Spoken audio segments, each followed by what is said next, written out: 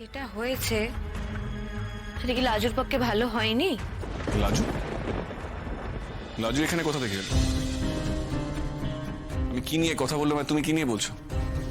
দেখো অনুভব, তোমার এই যে বিরক্তিটা তুমি যতই অন্য কিছুর ওপর দেখাও বা অন্য কারোর ওপর দেখাও, তোমার আসল বিরক্তির জায়গাটা তো লাজুর চলে যাওয়া, তাই না? আশ্চর্য, আমি কখন সে কথা বললাম? দেখো অনুভব, তোমাকে এটা বুঝতে হবে যে সুদেব বা লাজুর বিয়ের পর লাজু কিন্তু নিজের বরের সঙ্গে সংসার করতে পারিনি। ইভেন ও যখন ওই বাড়িতে একা একা চলে গিয়েছিল, আমি দেখতে পেয়েছিলাম যে ও কিভাবে নিজের শ্বশুরবাড়িতে থাকতে চায়, ডেসপারেটলি গিয়েছিল। আর ওই বাড়ির লোকেরা ওকে কত অপমান করেছিল। সুদেব তখন কোনো স্টেপ নিতে পারেনি।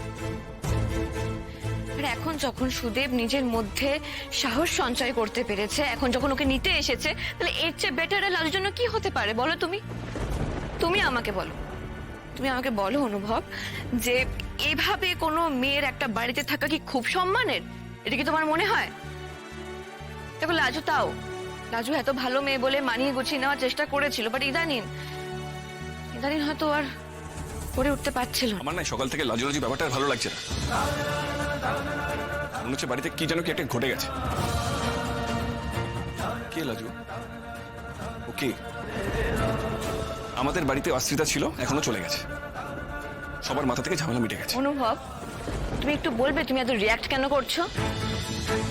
তুমি এটা খুব ভালো করে জানো যে লাজু এ বাড়িতে শুধুমাত্র একজন আশ্রিতা ছিল না, এর মধ্যেও কিন্তু নিজের একটা পরিচয় তৈরি করে নিয়েছে। পরিচয়? ওর কি পরিচয় ছিল? আশ্রিতা ছাড়া এই বাড়ি তোকে অন্য কোনো পরিচয় দেওয়া হয়নি। সেটা তোমাদের অন্যায়, তোমাদের ভুল, and please don't mind me, ওটা তোমাদের অভদ্রতাও। লাজু অশিক্ষিত না হলেও তো গরিব ঘরের মেয়ে, তাই তোমরা ওকে ওই আশ্রিতা বলে ডাকতে পেরেছো, অপমান করতে পেরেছো। আজ ওর জায়গায় যদি আমি থাকতাম, তাহলে আমার ব্যাকগ্রাউন্ড থেকে তোমাদের সাহস হতো না আমার সাথে ওরকম ব্যবহার করার। আমি ভুলে গেছিলাম, সে তো আবার তোমার বন্ধু, ও সরি বোন, আর কি কি ছিল না? অথচ ওর দু তিনটে ম্যাচিওর কথায় তুমি এমন ভাবে রিয়াক্ট করলে, তুমি বাপের বাড়ি চলে গেলে, ওখানে গিয়ে সিন ক্রিয়েট করলে।